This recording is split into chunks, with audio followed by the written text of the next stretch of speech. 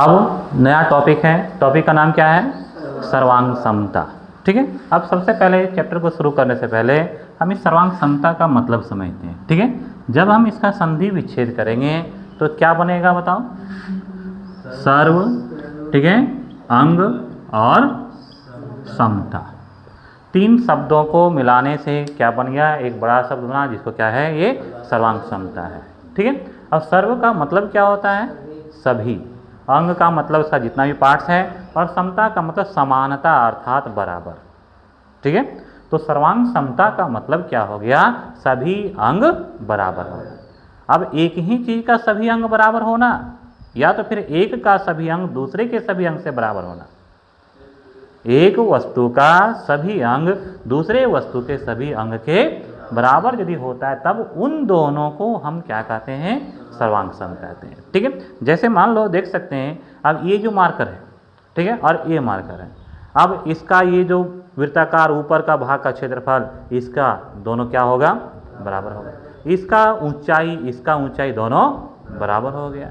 ठीक है, इसका जो मोटाई है, इसका मोटाई दोनों बराबर हो गया। इस प्रकार से हम क्या कह सकते हैं कि इसके जितने भी अंग हैं इसके अंग के बराबर, अर्थात इसका जो मोटाई लंबाई है इसके लंबाई के बराबर है, इसका इस पार्श्व का क्षेत्रफल अर्थात इसका जो मोटाई है इसके मोटाई के बराबर है कि नहीं है?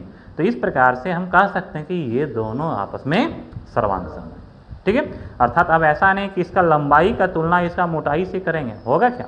नहीं। ठीक है, संगत भाग जब बराबर होता है तब हम क्या कहते हैं? वे दोनों आपस में सर्वांग सम है। ठीक है, अब मान लो इस मार्कर का तुलना इस किताब से करेंगे, अब दोनों सर्वांग सम होगा?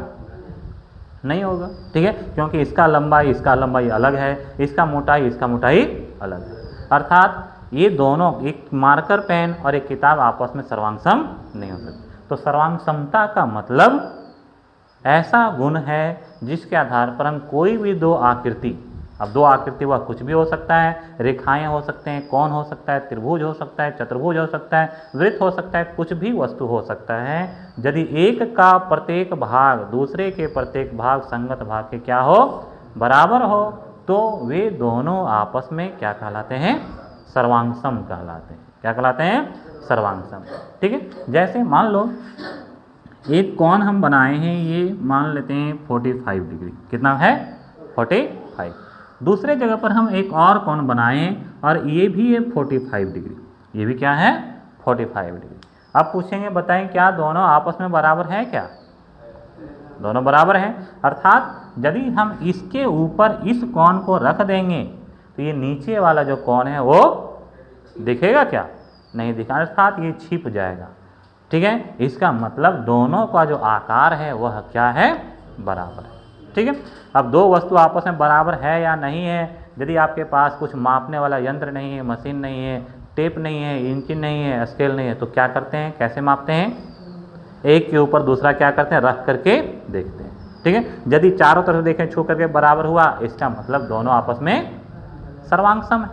ठीक है, यदि एक वस्तु को दूसरे वस्तु पूरी तरीके से ढक लेगा तब हम कह सकते हैं कि वे दोनों आपस में क्या है? सर्वांग सम है। ठीक है, या तो यहाँ पर लिखा हुआ है कि ये 45, ये भी 45, इसका मतलब ये दोनों सर्वांग सम है। आपको बोला जाएगा कि एक 5 सेंटीमीटर का एक रेखाखंड खींचें। कितना सेंटीमीटर का? 5 सेंटीमीटर का। एक दूसरा रेखाखंड खींचना है 6 सेंटीमीटर का। ठीक है, कितना सेंटीमीटर? 6 सेंटीमीटर। बताओ क्या ये दोनों आपस में सर्वांग सम है? नहीं है। ठीक है, क्यों सर्वांग सम नहीं है? देखने से पता चल रहा है, इसका लंबाई 5 सेंटीमीटर और इसका 6 सेंटीमीटर, तो हम इन दोनों को सर्वांग सम नहीं कहेंगे। ठीक है, एक वृत्त है जिसका त्रिज्या R1 है, मान लेते हैं 3 सेंटीमीटर, और एक दूसरा वृत्त है जिसका त्रिज्या है 4 सेंटीमीटर। अब दोनों को जब हम बनाएंगे तो क्या एक ही आकार का बनेगा? क्या नहीं, एक छोटा और एक बड़ा। क्या दोनों बराबर है? बताओ, क्या ये दोनों वृत्त बराबर हैं? क्या नहीं बराबर है, अर्थात ये दोनों सर्वांग सम नहीं। तो ये दोनों सर्वांग सम कब होगा? जब दोनों की त्रिज्याएं आपस में बराबर। ठीक है, दोनों का त्रिज्या यदि आपस में बराबर हो जाएगा तो ये दोनों वृत्त भी आपस में सर्वांग सम होंगे। क्या हो जाएंगे? सर्वांग सम का मतलब सभी अंग बराबर। जैसे एक वृत्त में क्या क्या अंग हो गया, जैसे ये तो त्रिज्या हो ही गया, अब त्रिज्या के बाद क्या हो जाता है, व्यास हो जाता है। इसका ये अंदर वाला भाग जिसको क्षेत्रफल कहते हैं, क्षेत्रफल हो जाता है, फिर ये परिधि हो जाता है। ठीक है, तो तीन चीज़ अभी हम देखते हैं, व्यास, क्षेत्रफल और परिधि। अब जब 3 और 4 दिया हुआ हो रेडियस, तो इसका क्षेत्रफल बराबर होगा नहीं। क्या इसका व्यास बराबर होगा नहीं। क्या इसका परिधि और इसका परिधि बराबर होगा नहीं, बराबर। यानी केवल त्रिज्या अलग रहने के कारण इसके जो 3 अंग हैं, व्यास, परिधि और क्षेत्रफल, इसके व्यास, परिधि, क्षेत्रफल के बराबर नहीं हो रहे। लेकिन यदि दोनों का त्रिज्या 3 रहता तो क्या होता बताओ, सर्व अंग सम, सभी अंग बराबर हो जाता। अर्थात यदि त्रिज्या बराबर होगा तो दोनों का व्यास भी, दोनों का क्षेत्रफल भी और दोनों का परिधि भी बराबर।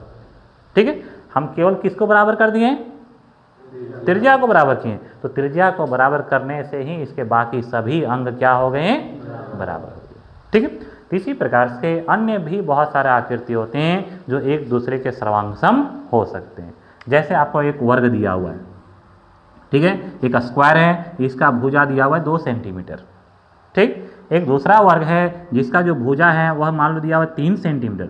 क्या दोनों सर्वांग सम होंगे, नहीं सर्वांग सम होंगे। क्यों नहीं, क्योंकि दोनों का भुजा अलग है। भुजा अलग है तो इसका क्षेत्रफल भी, परिमाप भी अलग होगा। ठीक है, तो यदि भुजा अलग हो गया तो इसका क्षेत्रफल, परिमाप, जितने भी चीज़ हैं, विकर्ण, सब अलग होगा। लेकिन जैसे ही हम दोनों का वर्ग, भुजा को बराबर कर देंगे, किसको बराबर कर देंगे, भुजा को, तो क्या हो जाएगा बताओ, दोनों का क्षेत्रफल भी, दोनों का परिधि, ये परिमाप भी, और दोनों का जो कर्ण है, विकर्ण, ये भी बराबर होगा। ठीक है, यानी एक चीज को बराबर करने से बाकी सभी अंग अपने आप बराबर हो जाते हैं।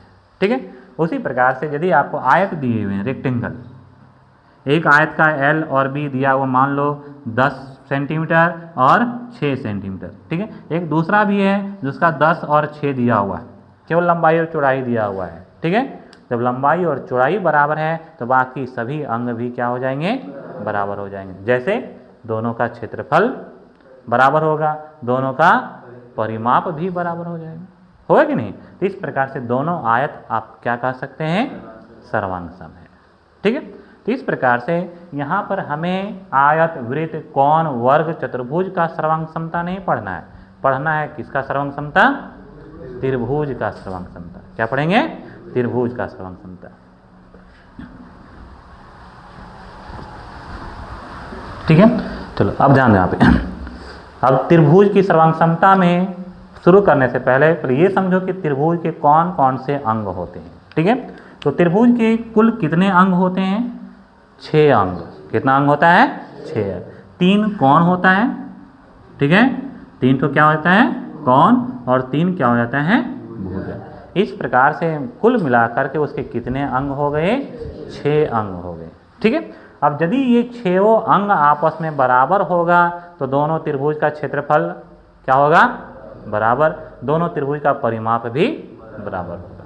ठीक है, तो हमें त्रिभुज की सर्वांग समता में 2 त्रिभुजों का आपस में सर्वांग सम करने के लिए क्या करना पड़ेगा, एक त्रिभुज के 3 कोण को दूसरे त्रिभुज के, एक त्रिभुज का प्रत्येक कोण दूसरे त्रिभुज के प्रत्येक संगत कोण के बराबर करना है।